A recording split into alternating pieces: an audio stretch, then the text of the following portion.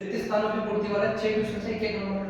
देखो x बिंदु से, देखो x अक्ष से बिंदु की दूरी ज्ञात कीजिए। अब देखो मैंने अभी भी बताया था ये x अक्ष है,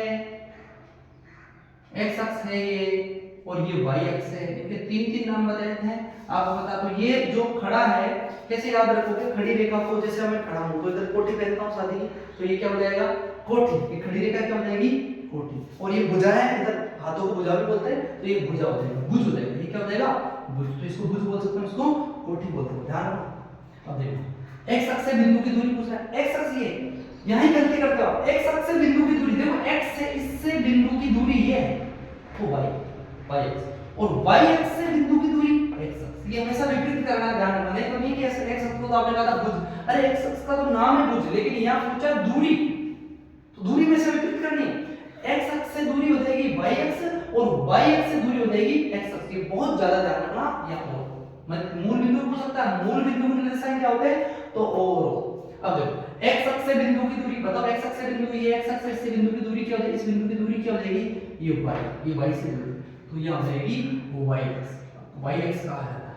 फिर देखो बिंदु 1 और 2 की y अक्ष से दूरी, देखो पहली वाली संख्या हमेशा जो होती है वो x की होती है, दूसरी y की होती है। तो y अक्ष से दूरी पूछा, ये y अक्ष है, इससे x अक्ष की दूरी कितनी हो जाएगी 1। कितनी है भाई 1 मात्रक है। दो घातों वाले बहुपद को क्या कहा जाएगा, दो घातों वाले बहुपद को कहा जाएगा द्विघात। तीन घात है तो त्रिघात, और एक घात है हमारा रेखिक बहुपद। प्रत्येक परिमेय संख्या होती है, कौन सी प्रत्येक, प्रत्येक पूर्णांक संख्या। कौन सी संख्या, प्रत्येक पूर्णांक संख्या क्या होती है, परिमेय संख्या होती है, चाहे प्लस की हो चाहे माइनस की हो, परिमेय संख्या।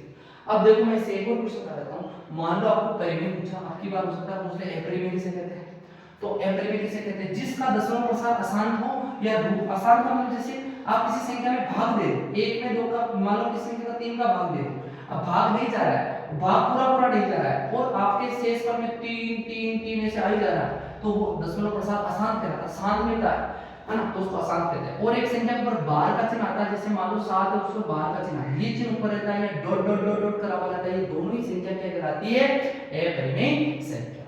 ठीक, अब रूट तो एक परिमेय है अपरिमेय, तो मैंने अभी कहा कि जिसका मान पूर्णांक रूप में, पूर्णांक होती है वो तो क्या हो जाएगी परिमेय, जिसका मान पूर्ण नहीं होता। क्या रूट 2 का कोई मान होता है क्या, पूरा मान नहीं होता, तो ये क्या हुई है परिमेय संख्या। अभाज्य संख्या अगर रूट में आ जाती है तो वो अपरिमेय कहलाएगी। बहुपद का गुणांक बताओ, गुणांक किसका, x² का गुणांक। x² का मतलब ये x², सर ये तो किसी से गुणा ही नहीं हो रहा है। यहाँ 2 होता तो मैं लिख देता 2 गुना, 3 होता तो लिख देता 3 गुना, मान लो 4x² होता तो x² गुणा 4, लेकिन कुछ नहीं तो एक तो लिखोगे क्योंकि प्रत्येक संख्या एक का गुणांक होती है, तो यहाँ लिखूंगा x² गुणांक क्या है। जैसे मान लो ऐसा होता 5x² तो x² गुणांक क्या होता है 5, केवल x² को मैं लिखूंगा 1। मान लो माइनस का चिन्ह होता तो -1 ऐसे। फिर देखो 9 की घात 3/2 का मान क्या, तो ऐसी संख्या कभी भी और आएगा ऐसे 9 की घात 5 की घात 3 की घात कुछ हो सकता है, तो 9 के लिए अभाज्य गुणन करो। 9 का जैसे मैं अभाज्य गुणन करूंगा, देखो 3 या 9 और 3 कब 3, तो 9 के कितने गुणन करूं, 3 3 का 2 लिख सकता हूं, तो 9 को लिख सकता हूं मैं 3 की घात। इस 9 की जगह मैं लिख सकता हूं 9 को लिख सकता हूं 3 की घात। बताओ यार समझ में, क्योंकि 3 3 का होता है 9। अब इसके बाहर कौन सी घात है 3/2, तो मैं यहां लिख दूंगा 3/2। अब देखिए ब्रैकेट खुलते ही घात क्या होती है गुणा, सबको पता है ब्रैकेट खुलते ही घात क्या होती है गुणा। तो जैसे ही ब्रैकेट खुलेगा घातों को कर दूंगा गुणा, केवल घातों को गुणा करना, संख्या को करना, घात गुणा करूंगा।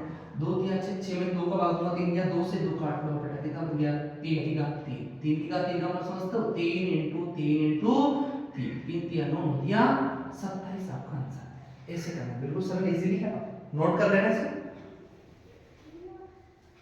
फिर 8√15 को 2√3 से भाग दीजिए। देखो 8√15 को 2√3 से भाग देना है, 8√15 है और उसको 2√3 से भाग देना है, तो सबके गुणनखंड कर लो, गुणनखंड पड़े 8 के गुणनखंड क्या होंगे, तो 8 को लिख सकते हो 2 दूनी 4 4 दूनी 8, मतलब 8 के टुकड़े कर दिए मैंने गुणनखंड के रूप में।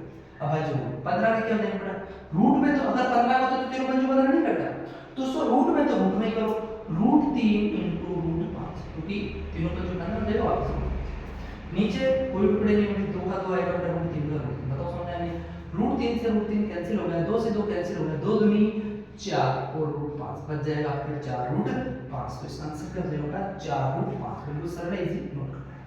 उसके बाद देखो बेटा देता हूँ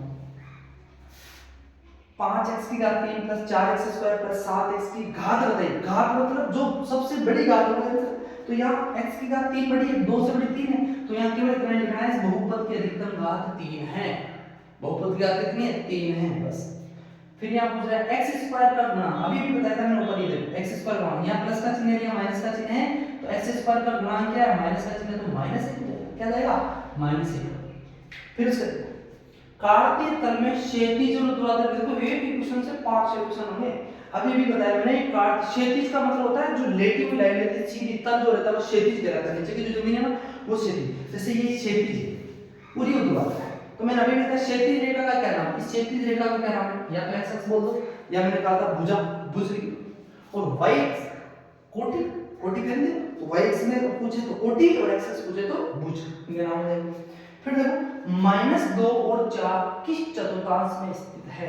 देखो मैंने एक चीज बताई थी आपको, यहाँ प्लस प्लस यहाँ माइनस माइनस कर दो, याद करने का प्लस प्लस माइनस गुणा कर दो। अब देखो यहाँ माइनस पहले तो ये माइनस प्लस और यहाँ प्लस पहले तो ये प्लस माइनस।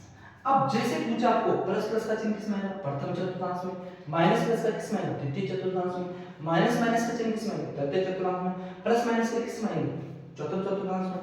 यहाँ क्या पूछा है, एक तो पहली संख्या हमेशा ध्यान रखना x की होती है, दूसरी किसकी होती है y की, तो पहले क्या है माइनस, दूसरी क्या है प्लस, तो माइनस प्लस किसमें आएंगे माइनस प्लस इसमें द्वितीय चतुर्थांश, तो इसका आंसर क्या हो जाएगा द्वितीय चतुर्थांश।